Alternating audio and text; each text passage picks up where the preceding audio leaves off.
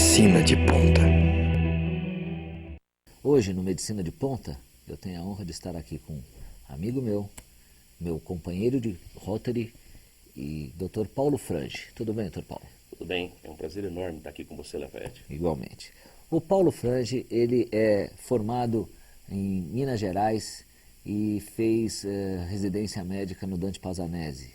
É um exímio cardiologista e em toda a sua carreira sempre teve vários primeiros lugares e trabalhou no Hospital Dom Silvério muitos anos, atende ainda hoje como cardiologista, mas em 1977 ele entrou para a vida política e foi o segundo vereador mais eleito de São Paulo e foi reeleito, está no seu segundo mandato. Então hoje no Medicina de Ponta nós vamos tratar de vários assuntos relativos à medicina, né?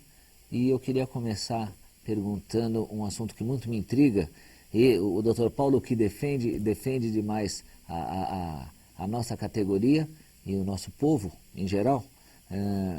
Eu queria saber aonde vai o nosso dinheiro da CPMF. Então, Lafayette, na verdade, quando foi criada a CPMF, ela foi um verdadeiro estelionato para o povo brasileiro.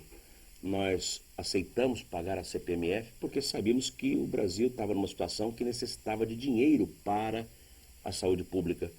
E quando veio a bandeira levantada pelo Dr. Adílio Jatene na época, com muita propriedade, todos nós ficamos entusiasmados, não há problema, vamos pagar porque a saúde precisava de mais recursos. Na época o orçamento do Brasil era de 20 bilhões e a CPMF ia representar aproximadamente mais 8. Nós passaríamos de 20 para 28. Assim que o Dr. Adílio consegue aquilo, nasce uma ideia, coisa criativa de brasileiro.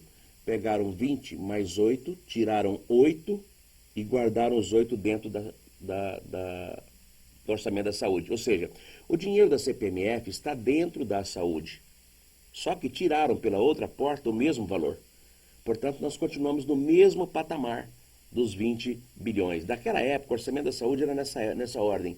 Hoje, o orçamento da saúde está em 23 bilhões, ou seja, o dinheiro da CPMF está aqui dentro, mas tiraram a mesma quantidade pela outra porta. O doutor Adílio Jatene, na época, responsável que era, e um homem de primeira linha, um dos melhores cardiologistas do mundo e um dos homens mais impressionantes em termos de inteligência que eu conheço, eu não poderia esperar outra situação. Ele deixou o ministério, não podia ter feito outra coisa, porque na verdade foi um passa-moleque que fizeram no Brasil inteiro. E continua até hoje, né?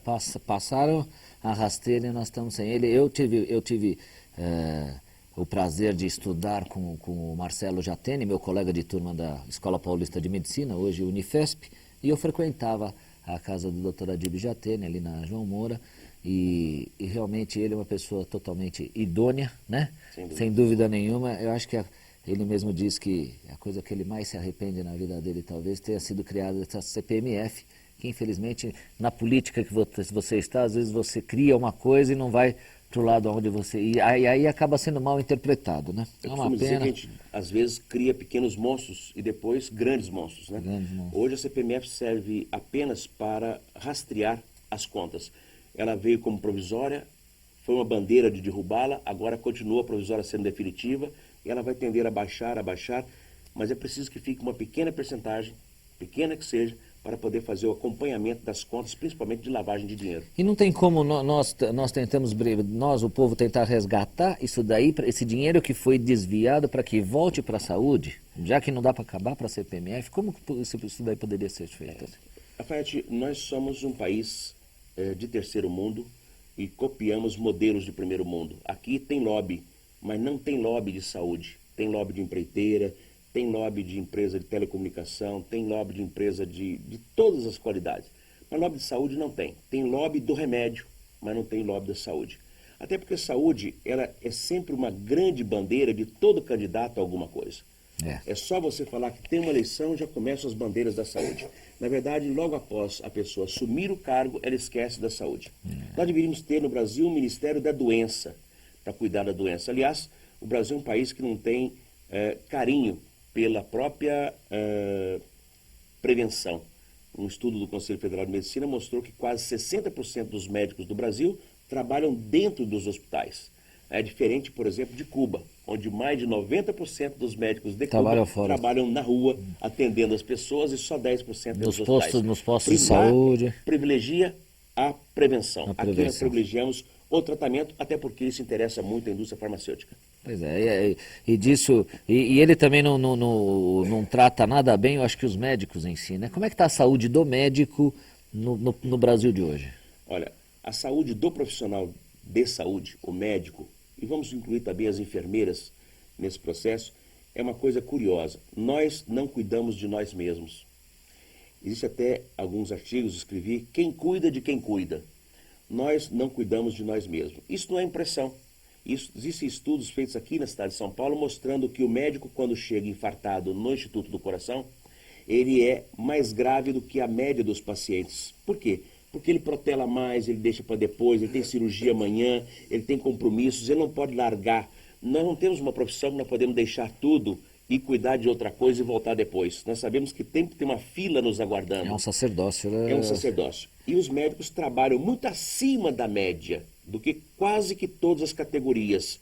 E trabalha muito mais do que a média das outras categorias. Por exemplo, nós temos mais de 10% dos médicos brasileiros acima de 65 anos, na ativa, trabalhando tempo integral. Mas não é porque é sacerdócio não também, né? É porque não há condição financeira de se porque manter. precisa, né? Hoje, o médico, quando se aposenta, ele aposenta com um valor que muitas vezes não dá para pagar as despesas mínimas dele, da casa, do condomínio. Se ele tiver filho na escola, aí não tem jeito, porque hoje só uma faculdade de medicina particular em São Paulo está cobrando aqui alguma coisa na ordem de R$ 4.500 por mês. Então o médico não pode ter filho médico na escola ganhando o que ganha.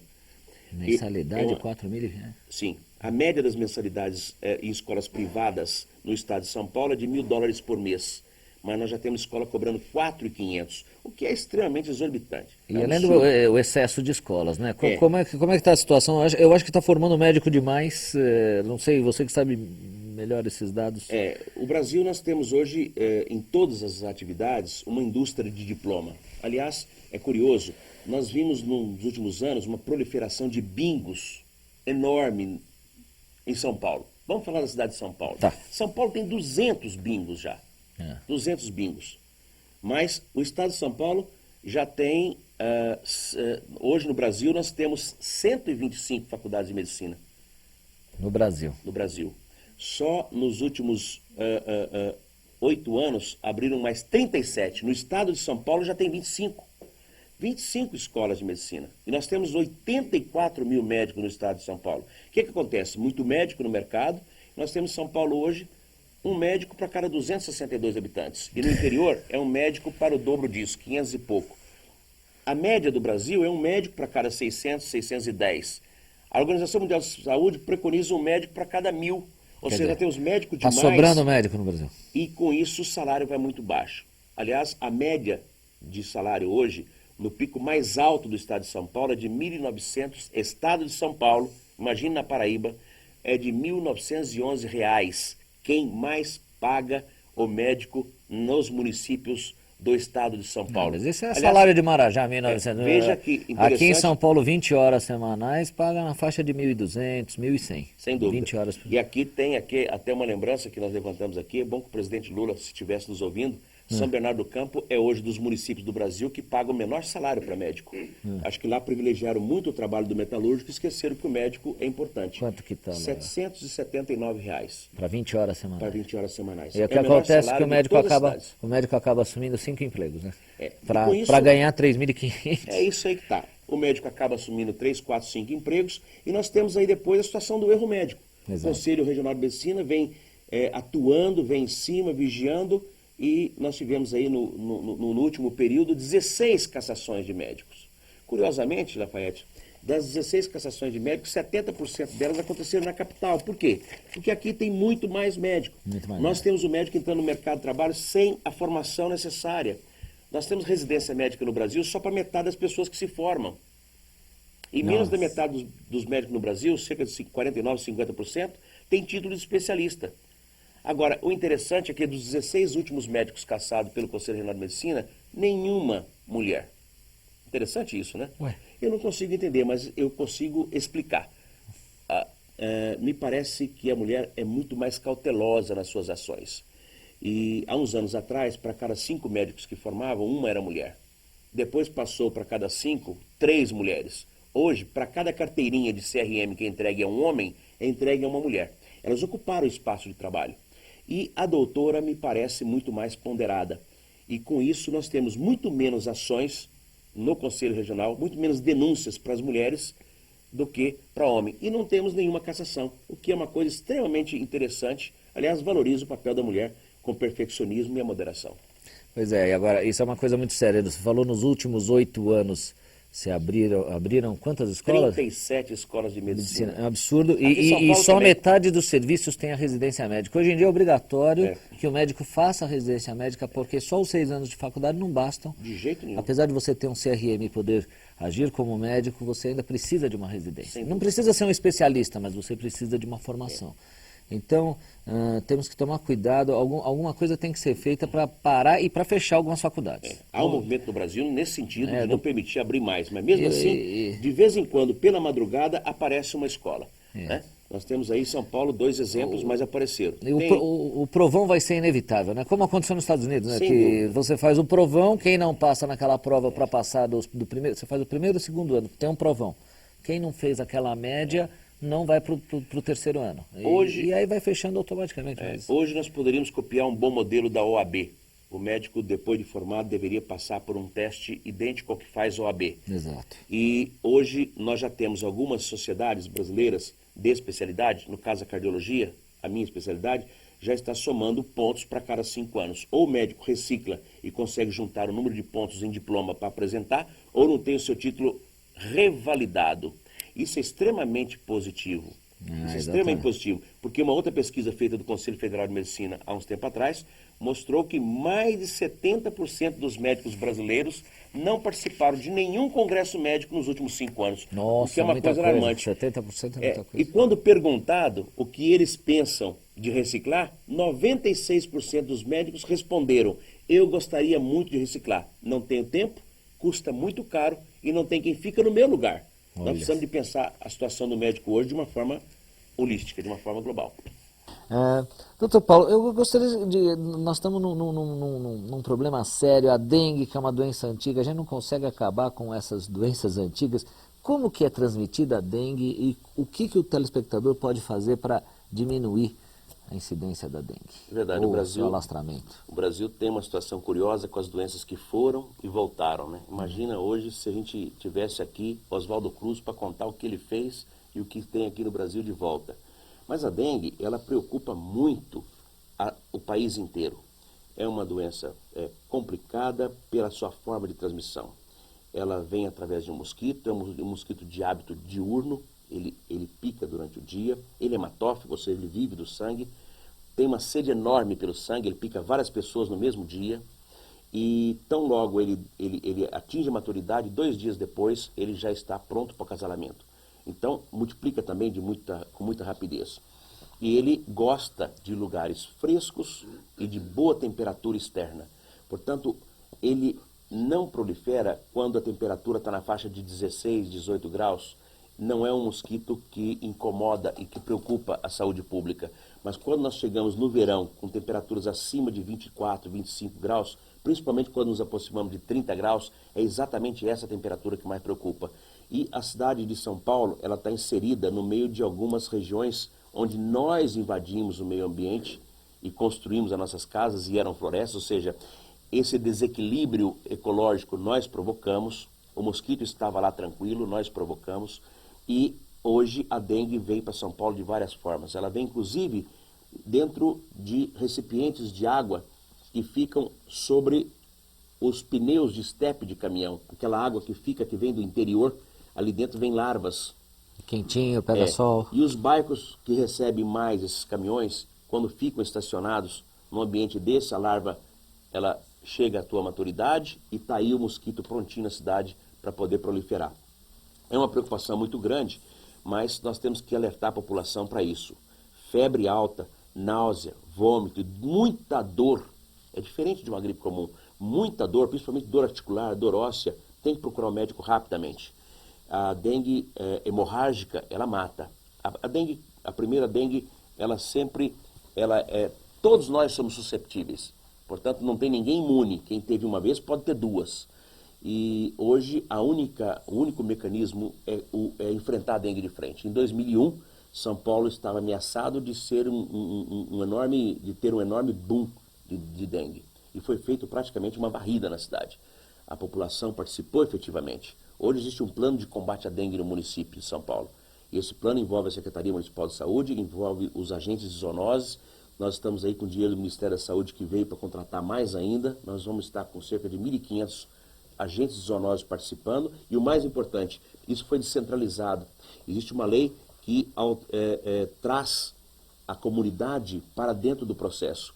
Nós não temos como fazer o trabalho lá na ponta, lá no bairro, lá no quarteirão, ir embora e esquecer. Porque hoje ninguém mais quer abrir a porta para ninguém, nem para o agente da zoonose. Você não sabe se é ladrão. Exatamente. Então, precisaria de alguém da comunidade que viesse junto, acompanhando, que fosse o cicerone daquele processo, ouvisse e entendesse tudo que está sendo feito em casa, tirando água dos vasinhos, colocando areia, ensinando a resolver toda a situação, colocando o inseticida ou o larvicida no local, mas que essa pessoa ficasse ali com a informação e que ela fosse treinada na unidade básica de saúde. Essa lei é da minha autoria, que cria o chamado programa Adote o Quarteirão. Ele fica lá no bairro, o agente da comunidade, ele não é um agente comunitário. É um voluntário, ou ele recebe? Ele é um voluntário. Ele está ligado à unidade básica de saúde. Ele hoje vai aprender na unidade básica de saúde todas as informações da dengue.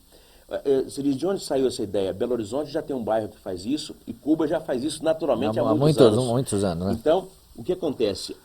As pessoas que participaram do orçamento participativo, o aposentado do bairro, o rotariano, ele, naquele momento em que os agentes comunitários estão fazendo a visita lá, ele acompanha tudo aquilo. Só que ele também recebe todas as informações, folhetos educativos na unidade básica de saúde, que estão vinculadas ao distrito de saúde, que São Paulo hoje está descentralizado, um para cada distrito. Portanto, nós temos aí 31 subprefeituras, tem 31 coordenadorias de saúde, e isso aí ligado à Secretaria de Saúde. Ou seja, desde a informação lá na ponta até aqui, tudo isso caminha de forma a ter informações.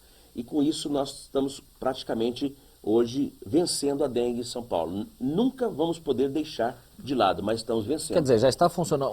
Esse é o agente comunitário? Não, esse é o agente do programa de combate à dengue. Do combate à dengue. Tá certo, porque também existe o programa de saúde da família nos postos de saúde e o agente comunitário. Né? Se pudesse... O programa de saúde da família, na verdade, era o sonho de todos. A saúde é uma coisa interessante, Lafayette. A saúde, ela só existe, na verdade, quando as pessoas podem chegar ao programa de atendimento a pé. Ou quando o programa vem até na casa dele. Ou seja, é o hospital perto dele, ou a unidade básica de saúde perto dele, descentralizada. A outra é o programa de saúde da família que vem a pé até na porta dele. Quando eu tenho que colocar alguém, pegar 3, 4 conduções para procurar um primeiro médico, para fazer uma pergunta para ele, eu não tenho mais programa de saúde, eu tenho um programa de transporte. Então, nós temos grandes problemas de transporte na cidade de São Paulo, uma cidade bastante difícil. E o que foi criado? Foi criado no Brasil o programa Saúde da Família, que é um modelo muito parecido que existe em Cuba, que existe no Canadá, que existe já em alguns países, onde uma equipe de saúde cuida de 600 famílias até 1.000 famílias. Que equipe é essa? Ela tem um médico, tem uma enfermeira, tem 2 auxiliares de enfermagem e 6 agentes comunitários. O agente comunitário é aquele que tem informação básica mínima para poder entrar dentro de cada casa e buscar todas as informações e levar informações para depois chegar até o médico dessa equipe. Perfeito. Esse agente de saúde, ele explica como é que você faz a limpeza da mama, como é que você amamenta o nenê, como é que você ferve a água, como é que você prepara um sorinho caseiro. Só preparando o sorinho caseiro, você salva muitas vidas. A mortalidade cai barbaridade. É verdade. Ensina o problema da água tratada e com isso cairá todos os números de mortalidade infantil também. Lafayette, os primeiros, hoje, nós gostaríamos de ter os índices que tem a Suíça e que tem Cuba. Está aí com 6 a 8, 10 mortos em mortalidade infantil para cada 1.000 nascidos. São Paulo ainda está acima de 20. Quando nós falamos em lugares que estão na faixa de 60, a única situação que muda isso não é nem o médico, nem ninguém, é água tratada. Quando você leva água tratada e saneamento básico, ela passa de 60 para 35 a mortalidade para cada 1.000. E quando eu entro com um programa de vacinação, eu caio de 35 para quase 20. Pronto, aí entra o programa Saúde da Família. Entendeu? Perfeito, Daí para frente, nós é que temos que fazer. Hoje, São Paulo tem aproximadamente 30% da população já atendida por esses agentes comunitários nesse programa de saúde da família, com quase 700 equipes já completas. Pois é, E está crescendo bem, né? Tem, Uma coisa tá indo bem. Com Mas certeza. tem que chegar, mas tem que chegar aos 100%. Tem. Mas... Essa equipe custa hoje, é sempre uma dúvida, né? Quanto custa uma equipe dessa? Essa equipe custa R$21 mil, a equipe inteira, por mês no município. Por mês. E você que é um grande ortopedista e que faz cirurgias de grande porte, você sabe que tem doente que quando tem uma complicação, só o tratamento de antibiótico de um paciente é mais caro do que a equipe. Pois é, exatamente. Então, nós temos aí uma preocupação, é um dinheiro muito pequeno, mas quando tem muita equipe é muito grande. E o Programa Saúde da Família de São Paulo hoje já é o maior do Brasil. Às vezes 3, 4 dias numa UTI chega a isso, né? E falando em UTI, assim, existe um excesso de leitos ou excesso de hospitais? Eu acho que tem muito hospital em São Paulo, mas falta leito. O que está acontecendo nessa... É um número também que parece mágica, Lafayette. Quando você explica as coisas, fica fácil entender. São Paulo tem o maior número de hospitais que uma cidade pode ter na América. Só que nós temos a maior e mais perversa distribuição da rede na cidade. Para os 10 milhões de habitantes, 4 milhões não tem cama hospitalar. Aí você diz, como pode ser isso? Por exemplo, o bairro da Brasilândia tem 350 mil habitantes, não tem uma cama hospitalar. Mboi Mirim, na Zona Sul, também não tem uma cama hospitalar. Cidade de Tiradentes não tem uma cama hospitalar. Aricanduva não tem uma cama hospitalar. Então, se você somar cada um desses lugares, Perus, que é maior do que a grande maioria das cidades desse estado, não tem uma cama hospitalar. Então, somando tudo isso, nós temos 4 milhões de pessoas que não têm o leito hospitalar. E, portanto, vai depender de ambulância, de ônibus, de trem e de táxi. São eles os médicos desses locais. Que até chegar. E mais, né? São os membros da Polícia Civil e Militar, os parteiros das intercorrências no meio do caminho. É uma vergonha para uma cidade como São Paulo. Afora isso, nós temos uma situação mais crítica ainda. Nós temos em São Paulo 26 mil leitos, dos quais quase 2 mil é de UTI. Só que nós temos 3 mil leitos fechados hoje. A tendência é ir fechando. Cada dia que passa, as cirurgias vão diminuindo o tempo de internação e os hospitais, que são de atendimento ao convênio, vai ficando com uma ocupação menor. E os hospitais públicos não estão atendendo a demanda. Hoje os hospitais públicos têm 91% de ocupação, estão lotados, mas mal distribuídos. Esse é o grande problema. Então, telespectador, e o motivo de hoje estamos conversando aqui com o Dr. Paulo Frange e falando de saúde pública, foi um dado muito interessante que eu achei no jornal do CREMESP, né, do Conselho Regional de Medicina, de um levantamento feito em 2001 de 960 mil pacientes que foram internados na rede pública de saúde. Eles receberam carta postada já, como selada, paga, e apenas 10% responderam, mas responderam a essa pesquisa e 80% considerou excelente o atendimento e menos de 10% considerou regular e ruim e péssimo atendimento. Quer dizer, apesar de todos esses problemas, quando o paciente é atendido pela rede pública, ele é bem atendido, né? Agora, de que forma, Dr. Paulo, o telespectador, o paciente em geral, ele pode melhorar esse atendimento? Que tem que existir uma cumplicidade, no meu ponto de vista, entre o paciente e o sistema de saúde. Sem dúvida. O sistema é da população. Então, ela precisa ser proativa, ela precisa de buscar acionar esse serviço para que ele seja melhor. Você veja que quando você manda 900 mil cartas, 10% volta respondida. Participou pouco a sociedade. Hoje, as unidades básicas de saúde de São Paulo têm conselho gestor, os hospitais têm conselho gestor, são abertos à população para que se inscreva, até para participar do conselho, votar e ser votada, pode falar com o município pela ouvidoria, reclamar, pode participar dos conselhos municipais de saúde, que são regionais, e do grande Conselho Municipal de Saúde. Quer dizer, falta participação, né? Falta, mas vem crescendo a cada vez. A cada ano que passa, vem crescendo. Isso é importante. Se você entrar no site da Prefeitura, que é prefeitura.sp Lá você vai pegar mais informações, aonde você pode dar suas críticas, aonde você pode realmente dar a sua opinião, a sua força para tentar melhorar esse sistema. Só assim nós podemos melhorar nosso sistema, porque nós temos realmente na rede pública medicina de ponta, principalmente nos hospitais e escolas, mesmo tirando o Hospital São Paulo, o Hospital das Clínicas Santa Casa, né? Nós temos o que? O Vila Nova Cachoeirinha.